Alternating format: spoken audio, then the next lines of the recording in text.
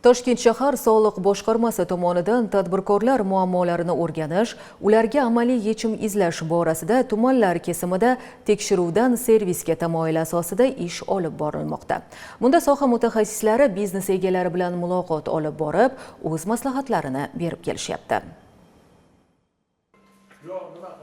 Jumladan bu singari tadbirlar Uchtepa tumanida ham o'tkazildi. Xususan, poytaxtimizdagi sayyor uchrashuvlarda soliqchi ko'makchilar har bir tadbirkorning muammosini alohida tahlil qilib, xatolarni tushuntirish orqali ularni to'g'ri yo'naltirmoqda. Bu orqali biznes egalariga chora ko'rish emas, ularning rivojlantirishga sharoit yaratishdir. Soliq organi xodimlari kelib, korxonamizdagi barcha kamchiliklarni o'rganib, ularni hal qilish bo'yicha ko'rsatmalar berishdi, ya'ni amaliy yordam berishdi.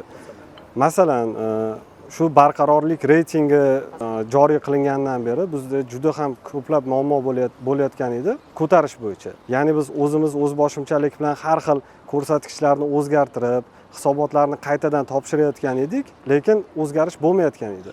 Shuni hozir soliq organi xodimi kelib, bizga aniq tushuntirishlar berib, Uchtepa tuman soliq inspeksiyasi xodimi aniq tushuntirishlar berib, shu reytingimizni ko'tarishga amaliy yordam berdi. Bizda o'sha juda ham ko'plab xodimlarimiz, yosh xodimlar, ularga daromad solig'i va ijtimoiy soliq bo'yicha imtiyozlar bor ekan. Buni biz xabarimiz bo'lmagan edi. Buni soliq organi xodimlari bizga tushuntirib, bizni qonuniy huquqimizni bizga yetkazishdi.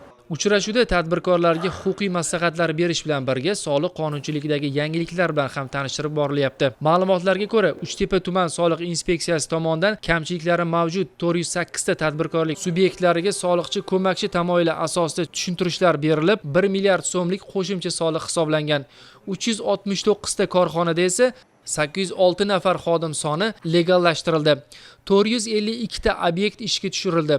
Natijada 331 ta yangi ish o'rni yaratishga erishildi. Shuningdek, 305 ta xatlov natijasida yangidan tadbirkorlik subyektlari ro'yxatdan o'tkazildi. Natijada 420 million so'm soliq hisoblangan. Bu singari tadbirlar poytaxtimizning qolgan tumanlarida ham davom etmoqda.